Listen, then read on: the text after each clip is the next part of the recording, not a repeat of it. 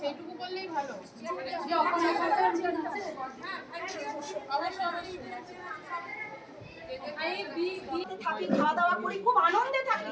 আমার একটা বক্তব্য আছে, এখানে জাতিগত কোনো প্রশ্ন উঠবে না। জাতি, বর্ণ, ধর্ম নির্বিশেষে আমরা সবাই শিক্ষিকা। আমাকে বলতে দেওয়া হোক। আমাদের এই শৈলবালা বালিকা বিদ্যালয়ের তরফ থেকে আমরা আজকে কর্মযোগের আজকে দ্বিতীয় দিনে আমরা বসে আছি এখানে। আমাদের অভিযোগ এটাই যে আমাদের বিদ্যালয়ে সুস্থ পরিবেশ ফিরে আসুক, আমাদের যাতে পঠন সুষ্ঠুভাবে চালু হোক, এটা আমরা চাই। কারণ আমাদের পরিচয় একটাই, আমরা শিক্ষিকা। আমাদের বিদ্যালয়ের বিশৃঙ্খলায় ভরে গেছে বিদ্যালয়, এবং এটি শুরু হয়েছে 2009 সাল থেকে কাল অবধি চলছে, এবং আজও তারও শিকার আমরা। যাতে কর্তৃপক্ষের সাথে জনৈক শিক্ষিকার যে ঝামেলা বা যে অশান্তি বা যার জন্য আজকে আমাদের এই পরিণতি হয়েছে, সেটার সুব্যবস্থা চাইছি। আমাদের এডুকেশন ডিপার্টমেন্ট থেকে সাহায্যের হাত বাড়াতে বলছি, এটাই আমাদের কাম্য প্রতিবেদন। ক্লাস আমাদের কাল থেকে বন্ধ আছে, কারণ আমাদের আর কোনো উপায় নেই। কারণ আমাদেরকে আওয়াজ না তুললে এর সমস্যার সমাধান হচ্ছে না। ঊর্ধ্বতন কর্তৃপক্ষের কোনো আশু সমাধান করবেন বলেই আমরা আজকে এই কর্মযোগে নেমেছি। কতদিন চলবে এটা? যতক্ষণ পর্যন্ত কোনো সদুত্তর ওপর থেকে না আসছে ততদিন আমরা এভাবেই থাকবো। হচ্ছে যে আমরা আমাদের নিরাপত্তাহীনতায় ভুগছি। এই নিরাপত্তাহীনতা সৃষ্টি হয়েছে আমাদের মাননীয়া অপর্ণা সরকার সহশিক্ষিকা মহাশয়ার বিশেষ কিছু আচরণগত কারণে। 2009 সালে উনি এই বিদ্যালয়ে যোগদান করেন। তারপর থেকে বিভিন্নভাবে বিদ্যালয়ের ওনার কিছু স্কুল সংক্রান্ত বা বিভিন্ন বিষয় সংক্রান্ত ব্যাপারে বিদ্যালয়ের সঙ্গে ওনার বিরোধ বাধে, এবং এই বিরোধের ব্যাপারে উনি ওনার সঙ্গে ওনার যা চিঠিপত্র, অভিযোগপত্র যা কিছু বিদ্যালয় কর্তৃপক্ষকে প্রদান করেছেন, বিদ্যালয় কর্তৃপক্ষ ওকে প্রদান করেছে, বিভিন্নভাবে ঘটনা ঘটেছে। এবং বিদ্যালয় পরিচালনার স্বার্থে আমরা বেশ কিছু সহশিক্ষিকারা বিভিন্ন পদে অধিষ্ঠিত, এবং সেই পদে অধিষ্ঠিত থাকার জন্য আমাদের বিভিন্ন মিটিং বা বিভিন্ন আলোচনায় অংশগ্রহণ করতে হয়, স্বাক্ষর করতে হয়। যখনই সেই সমস্ত মিটিংয়ের সিদ্ধান্ত ওনার ব্যক্তিগত স্বার্থে হয় না, বা উনি যে ইচ্ছা পোষণ করছেন সেই ইচ্ছার সাথে মেলে না, তখনই উনি ব্যক্তি আক্রমণে, জিনিসটা এত বছর ধরে চলে আসছে, এখন উনি ব্যক্তি আক্রমণে চলে যাচ্ছেন, এবং আমাদের বারংবার পুলিশি জেরার সম্মুখীন হতে হচ্ছে। আমরা ক্লাস থেকে শিক্ষাদান করতে করতে উঠে আসছি সেই পুলিশি জেরার সম্মুখীন হতে, আমাদের থানায় গিয়ে ঘন্টার পর ঘন্টা বসে থাকতে হচ্ছে। আমরা তার বিরুদ্ধে কোনো কথা বলতে গিয়ে বা এই কারণেই বিরোধিতা করছি, তার কারণ হচ্ছে আমাদের ব্যক্তি স্বাধীনতা বিঘ্নিত হচ্ছে, বাক স্বাধীনতা বিঘ্নিত হচ্ছে, সবার ওপর হচ্ছে আমাদের ছাত্রী স্বার্থ। আমরা পড়াতে চলে আসতে হচ্ছে আমাদের। এমনও হয়েছে যে কোনো একজন সহশিক্ষিকাকে অনুষ্ঠান বাড়ি থেকে তুলে এনে তাকে হিয়ারিংয়ের সামনে বসাতে হয়েছে। এর কারণ হচ্ছে যে এর প্রধান কারণ যে উনি একটি বিশেষ সম্প্রদায়ভুক্ত। আমরা এখানে সবাই, আমি একদম পরিষ্কার করে বলছি যে SC ST ফোরাম আছেন, এখানে আমাদের একটাই পরিচয় হয়েছে, কেউ জেনারেল, কেউ SC, কেউ ST, কিন্তু আমাদের একটাই পরিচয়, আমরা শিক্ষিকা। কিন্তু দেখা যাচ্ছে যে উনি অনৈতিকভাবে, যে ফোরাম একটি বৃহত্তর উদ্দেশ্য সাধনের জন্য গঠন করা হয়েছে, সেই ফোরামের আড়ালে উনি এমনভাবে নিজের উদ্দেশ্য চরিতার্থ করছেন, যার ফলে নানাভাবে আমাদের হেনস্থার শিকার হতে হচ্ছে। প্রধান শিক্ষিকার বিরুদ্ধে অভিযোগ হচ্ছে, তার সঙ্গে সহশিক্ষিকারাও জড়িত থাকছেন। এই যে একটা সমস্যা, এবং এই সমস্যা আজকে দীর্ঘ বহু বছর ধরে চলেছে। বিদ্যালয় কর্তৃপক্ষ ঊর্ধ্বতন কর্তৃপক্ষের কাছে চিঠি করেছেন, ও নানানভাবে সমাধানের চেষ্টা হয়েছে। আমাদের মাননীয় মন্ত্রী মহাশয়, যিনি আমাদের এই এলাকাতেই থাকেন, তিনিও হস্তক্ষেপ করেছেন, কিন্তু কোনোভাবেই সমস্যার সমাধান হচ্ছে না। ব্যক্তিগত বিরোধ কিচ্ছু নেই। আজকে উনি ব্যক্তিগতভাবে শিক্ষিকাদের নাম জড়িয়ে উনি ডিএমের কাছে লিখিত অভিযোগ জানাচ্ছেন, যার জন্য পুলিশ এসে আমাদের ক্লাস করতে করতে এসে পুলিশের কাছে এসে উপস্থিত হতে হচ্ছে। কিন্তু আমরা কোনো কিছুতেই নেই। যেটুকু বিরোধ হয়তো ওনার সমস্যা থাকতে পারে, সেটা স্কুল কর্তৃপক্ষের সঙ্গে থাকতে পারে, এবং এর জন্য দীর্ঘ 15 বছর ধরে আমরাও সহশিক্ষিকারা বারবার চেষ্টা করেছি সমাধান হয়ে যাক। আমরাও কিন্তু থেমে থাকিনি, আমরাও সর্বান্তকরণের চেষ্টা করেছি। ঊর্ধ্বতন কর্তৃপক্ষ 2-1 এসছেন, কিন্তু কেন জানি না তারা এটা শেষ করে সমাধান কেন এখনও পর্যন্ত করতে পারলেন না, যার ফলে আমরা ব্যক্তিগতভাবে আমাদের আক্রমণ করা হচ্ছে।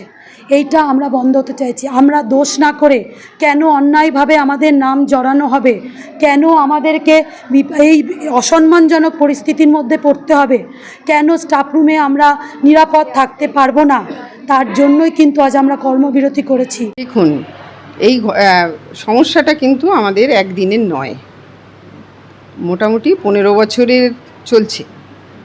অপর্ণা সরকার এসেছেন 2009-এ, চলছে। বিদ্যালয়ে ছাত্রীদের পঠন পাঠনে বিঘ্নিত হচ্ছে। আমি দিদিমণিদের কাছে অনুরোধ রেখেছি যে তোমরা তোমাদের আন্দোলন চালাতে পারো, পাশাপাশি পঠন পাঠনটাকে চালু রেখে তোমরা তোমাদের ইতিকর্তব্য স্থির করো। আমি গতকাল আমি মহকুমা শাসকের কাছে গেছিলাম, তাকে জানিয়ে এসেছি সমস্যা। মাননীয় মন্ত্রী মহাশয় শ্রী চন্দ্রনাথ সিংহ মহাশয়কে জানিয়েছি। আমাদের শিক্ষা দপ্তরের এখানে আছেন সহকারী বিদ্যালয় পরিদর্শক সুমন কুমার মণ্ডলের কাছেও জানিয়ে এসেছি। আর জেলা বিদ্যালয় পরিদর্শক মহাশয় তাকে জানিয়েছি। জেলা সমাহর্তা ডিস্ট্রিক্ট ম্যাজিস্ট্রেট তাকেও সমস্যা আমরা জানিয়েছি।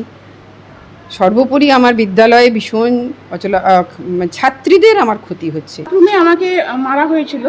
এবার এই কথাটা বলে ঘটনাটাও দেখুন, 21 তারিখে আমি এলাম, নিয়ে আমাকে পেছন থেকে এসে দুজন চিৎকার করে আসে। হঠাৎ আমি বুঝতেও পারিনি যে আমাকে আক্রমণ হবে, হঠাৎ আক্রমণ। আমার পিঠে কিল মারতে শুরু করেছে সুলেখা রায়চৌধুরী। তোকে মেরে ফেলু বলে তুই করে কথা বলছেন। আমি একটা স্টাফ রুমে বসে আছি, আমি এখানে, এটা আমার কর্মস্থল, এখানে আমি কাজ করি। অনেক মাথায় চাপও আছে। আমাদের প্রশ্ন করার ব্যাপার থাকে, অনেক ভাবতে হচ্ছে। এবার সেমিস্টার সিস্টেমে আমাদের সংসদে একটা ট্রেনিংও হলো আমাদের।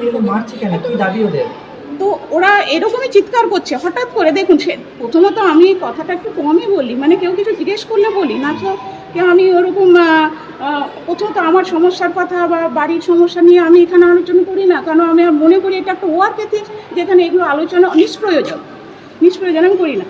তো আমি এমনি বললাম তো যে সে জল খাচ্ছি, জাস্ট ওই অফিস রুম থেকে যেখানে 3 জন জিজ্ঞেস করছিলেন, আমাকে এনকোয়ারি করলেন, যা বলার বললাম। তো ওনারা জিজ্ঞেস করলেন যে সমাধান হয়েছে ম্যাডাম, যদি না হয় তাহলে বলুন, লিখে দিন একটু, আমাদের তাহলে স্যারকে জানাতে হবে। তো ওখানে আমি লিখে দিলাম নো সলিউশন বলে আমি একটা সিগনেচার করেছি আর ডেট দিয়েছি। ডেট দিয়ে ব্যাস আমি চলে এলাম। বললো ঠিক আছে আপনি যান। ওনারা যখন বললেন, এসেই তো আমি জলকে থেকে তারপর পেছন থেকে এসে হঠাৎ আক্রমণ সুলেখা রায়চৌধুরী মারলেন বাইরে থেকে এসে।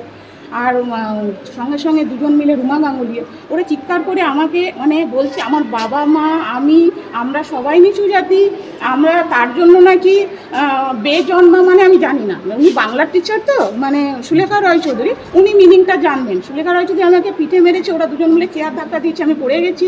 এইটা কিন্তু এত বাইরে স্টুডেন্টরা দাঁড়িয়ে দেখেছে, দাঁড়িয়ে দেখছে। আমি ওখান থেকে পালিয়ে এসে আমি দেখছেন যে লাইব্রেরি রুম এবং স্টাফ রুম পাশাপাশি, জাস্ট 10 ইঞ্চি দেওয়ালের একটা ফারাক। তো সেখানে বাইরে আমি যখন এসে দেখছি লাইব্রেরিয়ান ভিডিও করছে, অনেক মেয়ে দাঁড়িয়ে আছে। এবং আমি পরে যেটা আমার পেছু পারমিতা সিদ্ধান্ত বলে একজন আসেন টিচার, প্যারা টিচার, আর একজন দীপ্তি শাহ নিয়ে আমি বললাম যে আমাকে যখন তোমাদের সকলের সামনে মারছে, তোমরা সেই প্রোটেস্টটা না করে যে অন্যায় করছে তাকে কেন তোমরা বাঁচাতে যাচ্ছ, এটা আমি বললাম। তার বিরুদ্ধে কেন কথা বলছো না, আমার এই দুটো প্রশ্ন। আজকে দুজন দিদিমণি আজকে আমাকে যখন মারছে, তারা কোনো রকম প্রোটেকশন না করে আমি যেখানে কাজ করছি তারা মারছে। তো আমি জিজ্ঞেস করলাম, তখন পারমিতা যে একজন সিনিয়র টিচার, উনি বললেন যে ওরা রাগের বশে মেরেছে।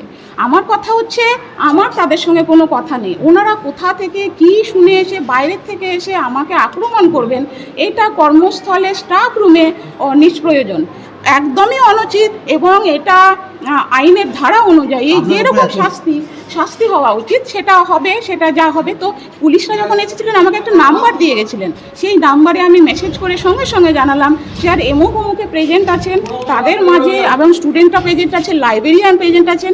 এবং তারপরে কি হলো, আমি যখন বাইরে চলে এলাম, লাইব্রেরিয়ানের ওপর চাপ সৃষ্টি করতে লাগলো।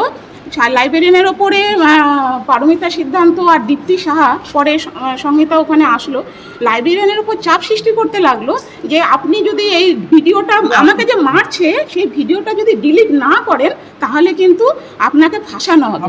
এই চিৎকার আমি জানি না। মেয়েদের ভর্তি করেছি, নিশ্চয়ই এটা অপরাধ করিনি।